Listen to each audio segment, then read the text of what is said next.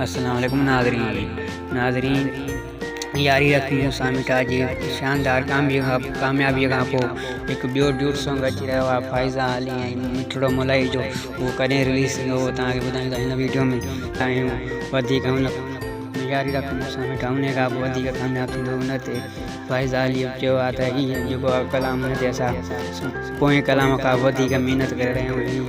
सिंधी भाइरनि खे ॾाढो पसंदि ईंदो। उहो रिलीज़ थींदो अॻिले ई महीने में, रमज़ान खां अॻु में हुनखे रिलीज़ करे थींदो।